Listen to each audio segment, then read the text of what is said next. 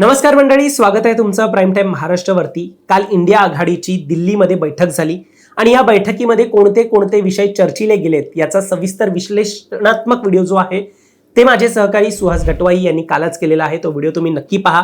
आता म्हटलं जात आहे 2029 ची निवडणूक ही इंडिया आघाडीला भक्कमपणे लढायची आणि त्यामुळेच कालची बैठक जी आहे ती झालेली आहे। वेगवेगळे मुद्दे जे आहेत ते चर्चिले गेलेले आहेत।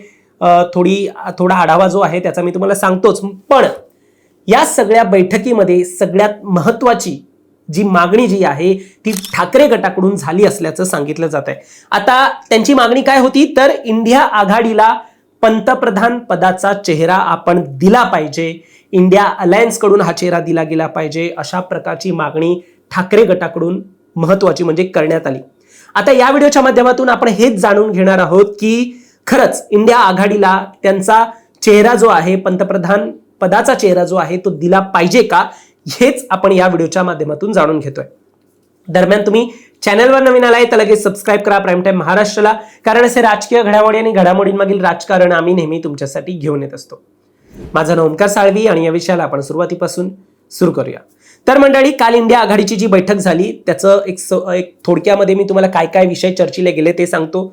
पहिलं तर SIR चा जो मुद्दा आहे, मतदार याद्यांचा मुद्दा जो आहे, मतांची चोरी जी आहे, अशा प्रकारचे जे आरोप महाविकास आघाडी असेल, इंडिया आघाडी असेल, त्यांनी जे लावलेले त्या विषयावरती चर्चा झाली। शिवाय स्वायत्त संरक्षण संस्थेचा कशा प्रकारे गैरवापर होतोय त्यावरती देखील एक मुद्दा जो आहे तो त्यांनी मांडला, इंडिया आघाडीने मांडला, तसे आरोप त्यांनी बैठकीमध्ये केले। आता याशिवाय देखील नीट UG जी पेपर फुटी झालेली आहे त्याची चर्चा देखील काल झालेली आहे। यावरती काय करता येईल याची चर्चा झालेली आहे। आता बेरोजगारी, महागाई हा जो मुद्दा आहे, आपल्याला माहिती आहे युद्ध सुरू आहे, त्या मुद्द्याला घेऊन देखील काँग्रेसने आणि इतर इंडिया अलायन्सने आपण महायुतीला कशा प्रकारे घेरलं पाहिजे याची देखील स्ट्रॅटेजी ठरवल्याचं म्हटलं जात आहे।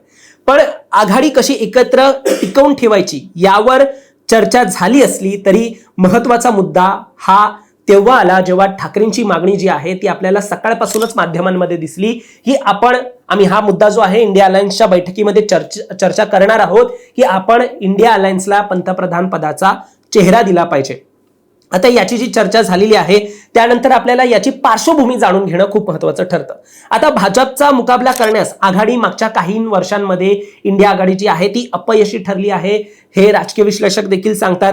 एकूणच 2024 लोकसभा निवडणुकीच्या काही महिन्यांआधीच इंडिया आघाडीची स्थापना झाली, पण ठोस काही कार्यक्रम त्यांनी घेतले नाही। ज्याप्रमाणे महायुतीने, NDA सरकारने ज्याप्रमाणे एकूणच त्यांचा अजेंडा राबवलेला निवडणुकीचा तो जास्त यशस्वी झाला, त्या मुकाबले जर आपण पाहिलं तर इंडिया आघाडी ही अपयशी ठरली होती।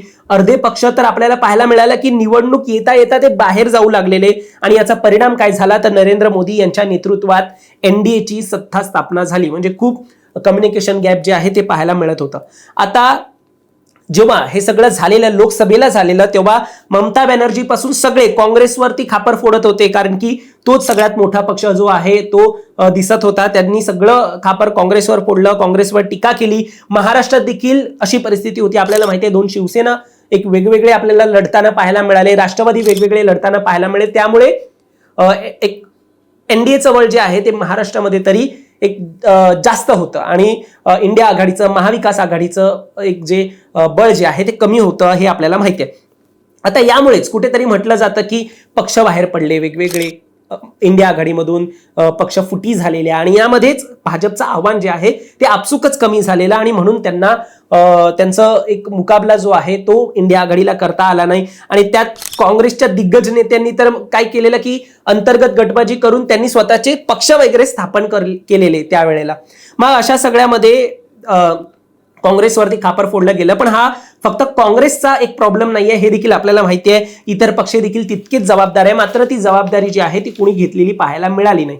आता हे सगळं अंतर्गत वाद आहेच, पण यालाच तोड देऊन आज इंडिया आघाडीचा चेहरा घोषित करायला पाहिजे अशी मागणी झालेली आहे। सध्या आपण पाहिलं तर भाजप 18 पेक्षा जास्त राज्यामध्ये स्वबळावर आणि 5 राज्यात मित्र पक्षाच्या जोरावर सत्तेत आहे। मग अशा परिस्थितीत 2029च्या निवडणुकांमध्ये एकत्र एकजूट लढणं हे आता इंडिया आघाडीला महत्त्वाचं वाटतंय। आता जेव्हा ममता बॅनर्जींवरती संकट आलं, आपल्याला माहिती आहे बंगालमध्ये कशा प्रकारचं संकट आलेलं आहे, एकूणच त्यांचा पक्ष जो आहे तो फुटीच्या उंबरठ्यावर असतानाच जो एकंदरीत जो ठाकरे पॅटर्न जो आहे, शिवसेना पॅटर्न जो आहे, जो महाराष्ट्रात झाला तसाच प्रकारचा एक पॅटर्न जो आहे तो बंगालमध्ये, पश्चिम बंगालमध्ये राबवताना दिसत असतानाच महत्वाचं म्हणजे ममता बॅनर्जी यांनी ही बैठक जी आहे ती त्यांनी पुढाकाराने बोलावून घेतली आणि या सगळ्या गोष्टींवरती आता चर्चा केली पाहिजे असं त्यांचं मत झालं.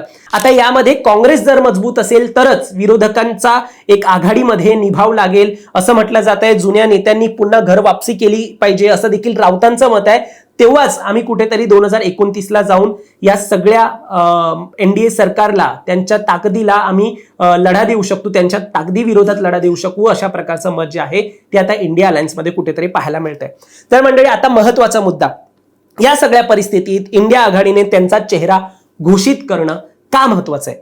पहिलं म्हणजे नरेंद्र मोदींच्या समोर समर्थ पर्याय देणं हे इंडिया आघाडीसाठी अत्यंत महत्वाचं आहे. मागच्या निवडणुकीमध्ये मोठा संभ्रम जो आहे तो आपल्याला पाहायला मिळत होता. इंडिया आघाडीमधून भांडणं होऊ शकतात, या पदासाठी कोण चेहरा असेल अशा प्रकारची शक्यता तेव्हा निर्माण झालेली आहे. आणि आता 2014 प्रमाणे मोदी लाट त्यानुसार राहिलेली नाहीये. 2019 सारखी देखील एक नरेंद्र मोदींचा जो करिश्मा चाललेला तो देखील आता तितकासा राहिलेला नाहीये. त्यामुळे दोन पक्षांचा टेकू घेऊन एक केंद्रात सरकार आहे आणि अशा सरकारला जर पुन्हा एकदा एक लढा द्यायचा असेल त्यांच्या विरोधात तर एकजूट होणं तितकंच महत्वाचं आहे. याशिवाय मोदींसारखा चेहरा जो आहे तो इंडिया आघाडीकडे कसा आहे हेच त्यांना दाखवायला लागेल. आता एक का म्हणतायत, तर यामध्ये विश्लेषक म्हणतात की जेनझींना आता अपिलिंग चेहरा हवाय. आता मी जेनझी विषय का काढला, कारण की आपल्याला माहिती आहे 2029 ची निवडणूक जी आहे त्यामध्ये मोठ्या प्रमाणात 21-22च्या वरती जे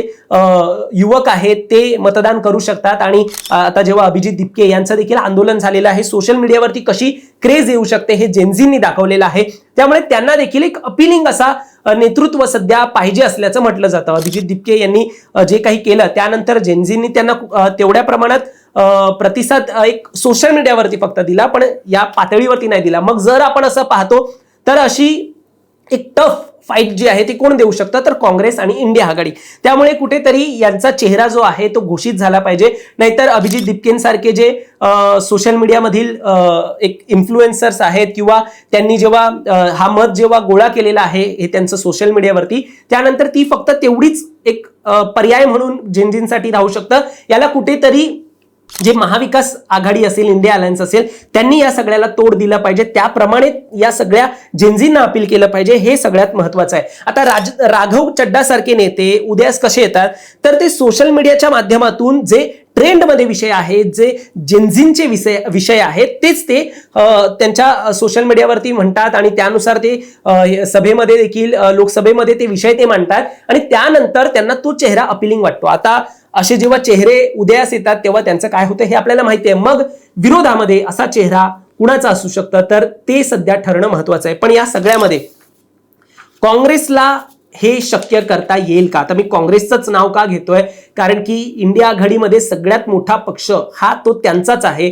राष्ट्रीय लेवलवरती इम्पॅक्ट करणारा पक्ष हा त्यांचा आहे. त्यामुळे हे त्यांना शक्य करता येईल का, तर हे पाहणं देखील महत्वाचं आहे. कारण इंडिया आघाडीमध्ये ममता बॅनर्जी असतील, उद्धव ठाकरे असतील, यांना देखील पंतप्रधान पदाचा चेहरा एक असला पाहिजे अशा प्रकारच्या मागण्या झालेल्या आहेत.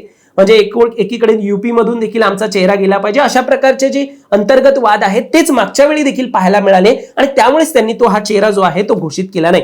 आता सुधीर मुनगंटीवार तर म्हणतायत की इंडिया आघाडीत स्वतःला पंतप्रधान पदाचे दावेदार सगळेच समजतायत आणि मग चेहरा घोषित होताच त्यांना माहिती आहे की बिघाडी होईल, पक्ष जे आहे ते मागे जाताना आपल्याला पाहायला मिळतील इंडिया आघाडीतून. त्यामुळे ही अशी मागणी आहे की मध्यरात्री सूर्य उगवण्यासारखी ही मागणी जी आहे ती शिवसेना ठाकरे गटाने केली असल्याचं भाजपकडून म्हणणं आहे. पण एकूणच तुम्हाला काय वाटतं, हा चेहरा जो आहे तो इंडिया आघाडीने घोषित केला पाहिजे का? कोण हा चेहरा असला पाहिजे? राहुल गांधी यांचं देखील नाव चर्चेत आहे किंवा जे स्थानिक पक्ष आहेत त्यांची नावं देखील चर्चेत आहे. कधी कधी शरद पवार यांचं नाव देखील पंतप्रधान पदासाठी आपल्याला चर्चेत असताना पाहायला मिळतं. मात्र तुम्हाला काय वाटतं? तुमचं मत आम्हाला कमेंटमध्ये सांगा आणि असेच राजकीय घडामोडी पाहण्यासाठी सबस्क्राईब करा प्राईम टाइम महाराष्ट्राला.